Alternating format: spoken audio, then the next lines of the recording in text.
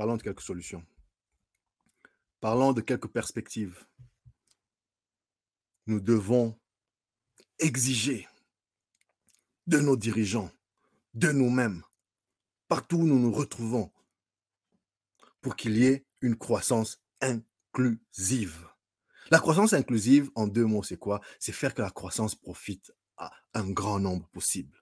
Tout le monde, c'est peut-être l'idéal, mais dans la réalité, un grand nombre possible. Et non seulement en termes de quantité, mais aussi en termes de type de personnes. Que ça profite aux hommes autant que ça profite aux femmes. Que ça profite aux jeunes autant que ça profite aux vieux. Aux vieux, nos vieux, les amis. Les amis, regardez comment les pays qui se développent prennent soin de leurs aînés. Regardez comment les services à la personne. Pourquoi vous pensez que les gens qui vont en Europe, en Amérique, au Canada, vous allez voir beaucoup de gens travaillent dans l'aide, ce qu'on appelle l'aide à la personne. Selon le pays où vous êtes, on appelle ça PSW, CNA, les EHPAD, s'occuper des vieux. Il y a de l'argent là-dedans. Les États mettent de l'argent là-dedans. Tu vas voir quelqu'un de très digne. Ce n'est pas un travail, comment dirais-je, méprisable.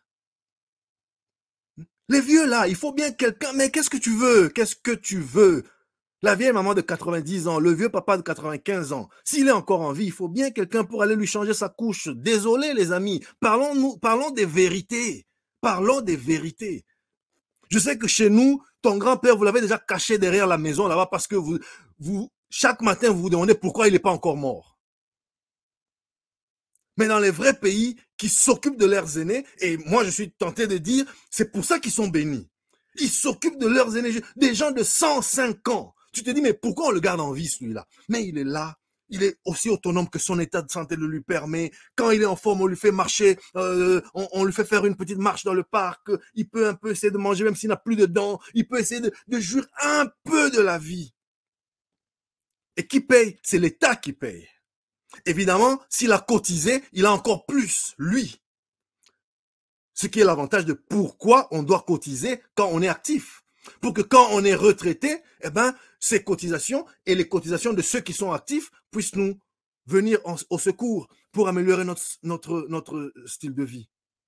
Donc, voyez-vous, les aînés, les personnes vivant avec handicap, c'est pas possible. Comment on va développer? Parlons de croissance inclusive. 8%, machin, c'est très bien. Mais où sont les handicapés au Congo? Regardez comment ils souffrent. Regardez comment ils n'ont personne. Donc, franchement, les personnes vivant avec un handicap, et je vous ai déjà dit ici, dans le handicap, c'est bien que ça commence à faire partie de notre quotidien, mais à mon avis, pas assez. Il n'y a pas que le handicap physique. Il y a des gens au Congo qui souffrent de handicap mentaux, de problèmes mentaux, mais ils sont rejetés dans la société. On dit, laisse-le. Il est malade, il est malade. Et quand bien même il a ces difficultés-là, il y a des choses qu'il peut faire. Les amis, pensez pas à sortir du pays seulement pour aller, non, regardez ce qui se fait. Regardez même sur YouTube des documentaires. Et quand vous sortez, que ce soit une mission de travail, formation, vacances, essayez de regarder. Ne vous limitez pas à regarder la Tour Eiffel. Demandez qu'on vous accompagne dans les hospices des vieillards à Paris ou je sais dans quel pays où vous êtes allé. Regardez un peu comment les vieux vivent. Même si, évidemment, il y a des problèmes aussi, surtout en Europe. Il y a aussi beaucoup de problèmes. On a suivi les scandales des EHPAD en France et tout. Mais regardez quand même dans l'ensemble comment les pays font quand même un effort pour que les personnes vivant avec handicap, pour que les vieux, pour que les personnes vulnérables soient quand même comptées. Ils font partie de la croissance là. Nous, le 8%, c'est seulement pour les Jeeps, pour ceux qui ont déjà d'autres Jeeps. Donc, c'est pour la 4e Jeep pour celui qui en avait déjà 3. Quand est-ce qu'on va commencer à penser une croissance plus équitable, plus inclusive, les amis? Voyez-vous? Et moi, j'irai au-delà de l'inclusivité de la croissance. J'irai même à parler de croissance durable. Vous savez, il y a ce concept de croissance durable, et aujourd'hui, beaucoup d'entre vous ont peut-être vu un diagramme comme celui que je vous présente ici, qui fait en fait état de... Vous savez, dans le développement, il y a le développement économique, il y a le développement social, il y a le développement écologique. C'est un peu les grands piliers de développement aujourd'hui qui nous occupent, et tout le monde, personne ne vous dira le contraire. Mais si vous avez que le développement, d'abord le développement économique, c'est la base, c'est la richesse que nous créons. Si vous avez ce développement économique et qui touche aussi sur le social, c'est déjà un bon début. Ça vous fait une croissance, un développement équitable. Mais ce développement-là, il n'est ni vivable, ni viable, parce qu'il ne prend pas soin de la planète avec ses ressources finies. On a commencé en parlant des hydrocarbures notamment, qui sont des ressources finies, c'est-à-dire qui ne sont pas infinies, qui sont limitées. Donc, croissance économique, croissance sociale, développement économique, développement social, au mieux, on aura une croissance équitable, c'est-à-dire chacun se retrouve plus ou moins, mais dans quelques temps, il ne sera plus ni vivable, ni viable, parce qu'on aura bousillé la planète, on aura bousillé les ressources limitées que nous avons. Donc, qu'est-ce qu'on fait? On pourrait regarder un développement économique qu'on allie à un développement écologique. OK, pourquoi pas?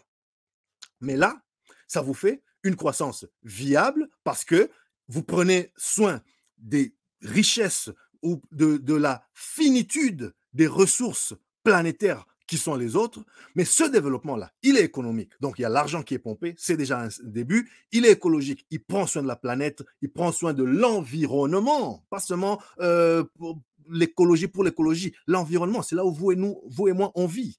Donc, il pourrait être viable, mais il ne sera ni vivable parce qu'il ne profite à personne, ni équitable parce qu'il ne profite à personne. À long terme, ça va s'effondrer.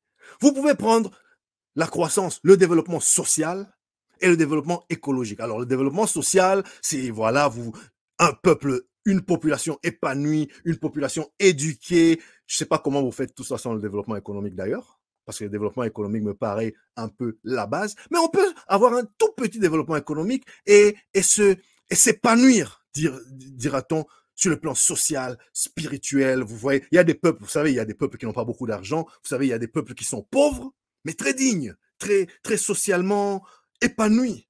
Hein? Des fois, tu rencontres quelqu'un, tu le regardes, il est habillé en guenille, tu veux un peu voilà, mais quand tu l'entends parler, tu te dis non, c'est pas un va-nu-pied. C'est quelqu'un qui a la tête sur les épaules, c'est quelqu'un qui a peut-être beaucoup étudié, c'est quelqu'un qui a une tête bien faite. Voyez-vous? Donc, on s'épanouit socialement, on respecte la planète, on respecte les ressources finies et non infinies que notre environnement, notamment écologique, nous offre. OK, on pourrait se retrouver avec un développement ou une croissance vivable, mais elle ne sera ni équitable, ni viable. Donc, ce qu'il faut faire, et cette illustration sur votre écran nous le montre à merveille, c'est viser un développement durable, à savoir un développement qui intègre l'économie, le social, l'écologie. Voyez-vous? Et donc, en faisant ça, on aura l'économie et l'écologie, ça nous fait un développement viable. L'écologie et le social, ça nous fait un développement vivable.